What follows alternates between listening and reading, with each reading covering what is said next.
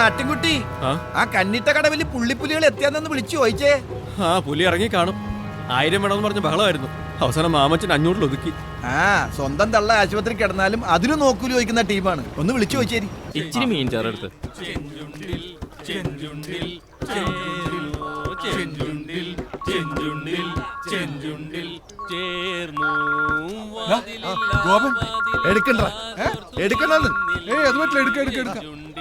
Hello ഗോപ, റഫീഖിക്കാരെ സമ്മതിക്കണം. റഫീഖിക്ക?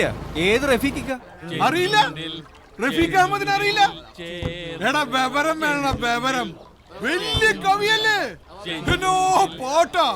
അശോകം വക്കീൽ ഇവിടെ തകർക്കുക. ഒടുക്കത്തെ ഒരു പാട്ട് ഇറങ്ങുന്നുണ്ടോ അവിടെ എളുപ്പം? അതിനിറങ്ങാൻ തോന്നണ്ടേ? തൽക്കാലം നീ കന്നിട്ട കടവിൽ പോയി ഇറങ്ങ. കുരിയച്ചനെങ്ങാനും നില തല്ലാൻ വന്ന അയാളുടെ മുഖത്ത് നോക്കി നീ ഞങ്ങളുടെ പേര് പറയണം. ചക്കമണി, ചക്ക വിജയ്, ചക്ക സുഖു, ചക്ക വക്കീൽ. അപ്പൊ അയാളുടെ മനസ്സിൽ 3 ലഡ് പൊട്ടും. അയാൾ തിരിച്ചു പൊക്കോളും. പോയില്ലെങ്കിൽ തൽക്കാലം നീ തല്ലുകൊള്ളുക. ഷാപ്പിന്ന് ഇറങ്ങി വരണ വഴിക്ക് ഞങ്ങൾ തിരിച്ചു തല്ലിക്കൊള്ളാം. വാതിലിൽ ആ വാതിലിൽ കാതോർത്തു നീ നിന്നില്ലേ, വാതിലിൽ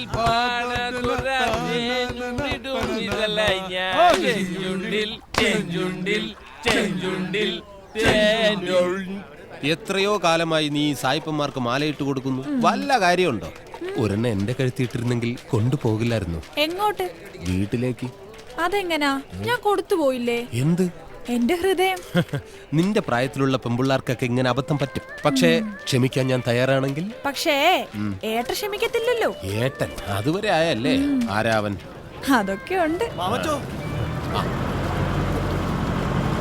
എന്തായി? സംസാരിച്ചു തുടങ്ങിയുള്ളൂ, ഒന്നും ആയില്ല. അതല്ലടോ ആ കുരിയച്ചന്റെ കാര്യം. ആളവിടെ എത്തിയ? ഇല്ലല്ല, നീ വാ. Please come come come my village. Welcome. നമസ്തേ. Thank you. നമസ്തേ. നമസ്തേ. പെട്ടെന്ന് കേട്ടോ. Thank you. Come come. This is my village and that is my office. ആ വള്ളത്തിൽ വരുന്ന നിനക്കുള്ളതാ, കുരിയച്ചന്റെ ആൾക്കാരാ. നീ പേടിക്കണ്ട, ഓടിക്കോ. അവന് വഴിയറിയാം. Hey man, what's going on? Why is he running? What happened?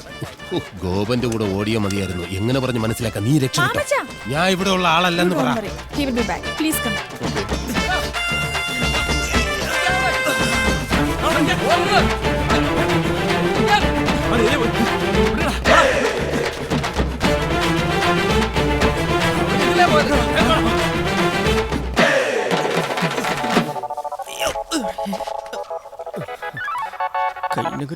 Hello, ആ, ഞാൻ കൈനഗിരി ജയശ്രീയ. അമ്മയ്ക്ക് പനി കൂടി ആശുപത്രിയില്ല. എനിക്കിന്ന് വൈകിട്ട് പ്രോഗ്രാമിന് വരാൻ പറ്റത്തില്ല. വരില്ലേ? ചതിക്കല്ലേ. ആലപ്പുഴ റെയിൻബോ ടൂറിസ്റ്റിന്റെ 18 ഗസ്റ്റിന്റെ പ്രോഗ്രാം ബുക്ക് ചെയ്തിരിക്കുന്നത്. Hello hello hello. ഇപ്പൊ കിട്ടുന്ന ഇടി പോരാഞ്ഞിട്ട് വൈകിട്ട് സായിപ്പന്മാരുടെ ഇടി. നാളെ ആലപ്പുഴ ബോട്ട് ചെട്ടിയിൽ ഇറങ്ങുമ്പോ റെയിൻബോക്കാരുടെ ഇടി. ആഹാ, ഇടിയുടെ പെരുന്നാളായിരിക്കും. ഹലോ മാമച്ച. എടാ, കൈനഗിരി രേവമ്മ ഒരു ഹാർട്ട് പേഷ്യന്റ്. ഓ, അവർക്ക് ഹാർട്ടില്ല എന്നുള്ളത് ഇന്ന് എനിക്ക് മനസ്സിലായി. അതെന്താ? അല്ലെങ്കിൽ ഈ കൊലച്ചതി അവരെന്നോട് ചെയ്യൂ. എന്ത് പറ്റി? പറ്റിയ ഒരു മോളും. അവൾ ആരാന്ന അവളുടെ വിചാരം? പത്മ സുബ്രഹ്മണ്യോ അതോ മല്ലിക സാരാഭായിയോ അതോ കലാമണ്ഡലം ക്ഷേമാവതിയോ? ഇവരൊക്കെ ആരാ? അറിയില്ല. ഇല്ല. പിന്നെ താൻ എന്തോന്നും മാങ്ങാത്തൊലി മാമച്ചനാണോ? അതെ, കെ ബ്ലോക്ക് ശാരദ, മഞ്ഞക്കിളി സുഭദ്ര, ജട്ടി രമണി, ഇവരെയൊക്കെ നിനക്കറിയോ? ഇല്ല. ആ, ഇതാ പറഞ്ഞ എന്റെ ഫ്രണ്ട്സിനെ നിനക്കും അറിയില്ല, നിന്റെ ഫ്രണ്ട്സിനെ എനിക്കും അറിയില്ല. ഞാൻ പറഞ്ഞതേ ലോക പ്രശസ്ത നർത്തകികളാ. എന്നാ ചെല്ല്, നിന്റെ ആ പ്രശസ്തരെ കൊണ്ടുവന്ന് നിന്റെ ഉണക്ക ബോട്ടിൽ നൃത്തം ചെയ്യിപ്പിക്കും. മാമച്ച, ചങ്കിക്കൊള്ളുന്ന വർത്താനം പറയരുത്. നക്കാപ്പിച്ച കാശിന് വേണ്ടി ആ റെയിൻബോ ടൂൾസിന് അടിച്ചിട്ട പാട് എനിക്കറിയാം. Super dancer Kalamandalam Jayashree. അവളെപ്പോഴാ കലാമണ്ഡലമായത്? ഇന്ന് ഉച്ചയ്ക്ക്. ഇതെങ്ങാനും അവൾ അറിഞ്ഞാൽ ഉപദ്രവിക്കരുത്. അവൾക്കൊരു നിലയും വിലയും ഉണ്ടായിക്കോട്ടെ എന്ന് കരുതി ചെയ്തതാ. ഇതെങ്ങാനും ആ റെയിൻബോക്കാർ അറിഞ്ഞു കഴിഞ്ഞാൽ എന്റെ കാര്യം പിന്നെ.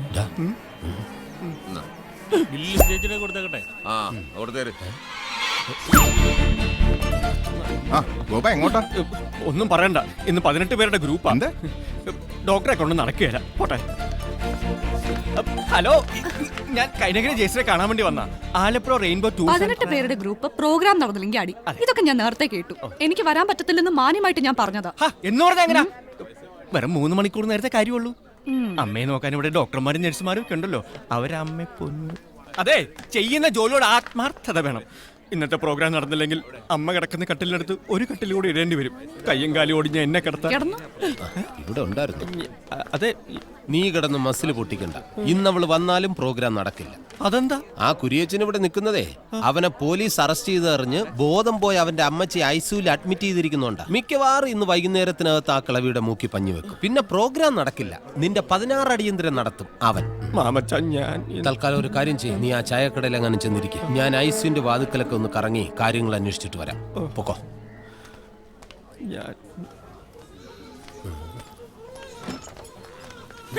സോറി, പ്രസവ വാർഡായിരുന്നു.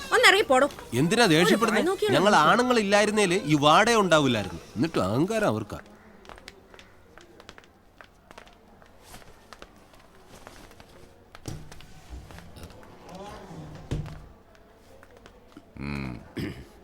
അമ്മച്ചിക്ക് എങ്ങനെയുണ്ട്? ഒന്നും പറയാറായിട്ടില്ല. പറയുന്നേ, ഞാൻ ആരോടും പറയില്ല. നമ്മൾ തമ്മിൽ ഒരു വിഷയമില്ലല്ലോ. ഒരല്പം ക്രിട്ടിക്കലാണ് ഡോക്ടർ പറഞ്ഞത്. എന്നാലും അമ്മയ്ക്ക് എങ്ങനെയുണ്ടെന്ന് പറഞ്ഞൂടെ? ഞങ്ങള് വന്നതേ പെങ്ങളെ കൂട്ടിക്കൊണ്ടുപോവാനാ. കൊണ്ടുപോകാനോ? അത് നിങ്ങളങ്ങ് തീരുമാനിച്ചാൽ മതി. മതി, വാ മോനെ. ഇവിടെ പോകുന്നു. മതിയളിയോ, അളിയനിപ്പോ ആവശ്യത്തിന് വേറെ പെണ്ണുങ്ങളില്ലേ? പിന്നെന്തിനാ ഞങ്ങളുടെ പെങ്ങള്? ലിസി, ഇനി ഇവിടെ നിന്നാൽ എന്നെ ഐസിയിൽ കിടത്തേണ്ടി വരും. എന്റെ ഈശ്വര, കുറച്ച് ഓക്സിജൻ കിട്ടുമോ? കുറച്ചു പോരാ, ഒരു സിലിണ്ടർ തന്നെ വേണ്ടി വരും.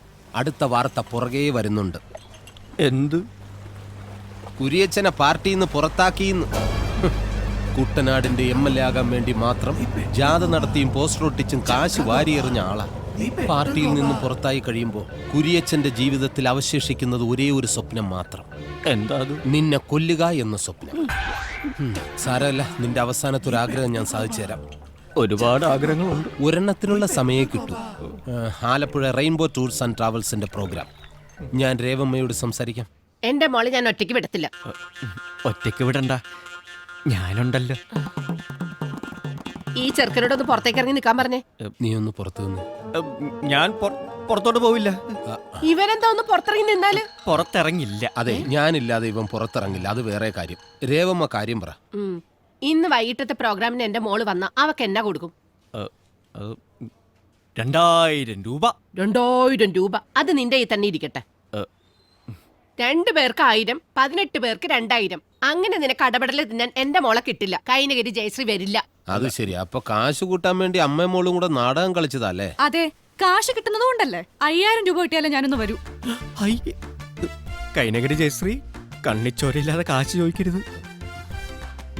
അതെ, നമ്മുടെ പയ്യനല്ലേ, എന്തേലും ഒന്ന് കുറച്ചു കൊടുക്കും. കാശ് കുറച്ചിട്ട് കൈനഗിരി ജയശ്രീ വരില്ല.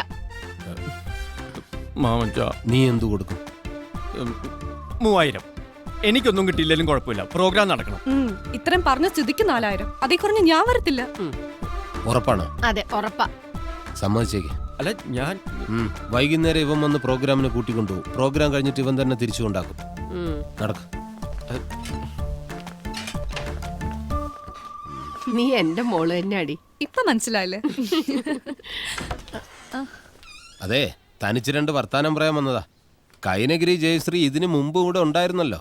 അന്നൊന്നും ഇവരുടെ ആട്ടവും പാട്ടും കാണാൻ ബോട്ടും പിടിച്ച് ഒരു സായിപ്പും ഇവിടെ വന്നിട്ടില്ല. ആ പാവപ്പെട്ട പയ്യൻ ആലപ്പുഴ ടൂർ ഓപ്പറേറ്റേഴ്സിന്റെ കൈയും കാലും പിടിച്ചൊപ്പിച്ച പ്രോഗ്രാമാ. ഇന്ന് ആ പ്രോഗ്രാം നടന്നാലും അവൻ 5 പൈസ കിട്ടില്ല. പക്ഷെ എന്നാൽ അവനത് നടത്തും. അതവൻ ചെയ്യുന്ന ജോലിയോടുള്ള ആത്മാർത്ഥത. മോളെ, കാലയിലൊരു മുള്ളുകൊണ്ടാ തീരും. കലയാണ്. അതെന്നും കൂടെ ഉണ്ടാവണമെങ്കിലേ ഇത്ര ആക്രാന്തം പാടില്ല.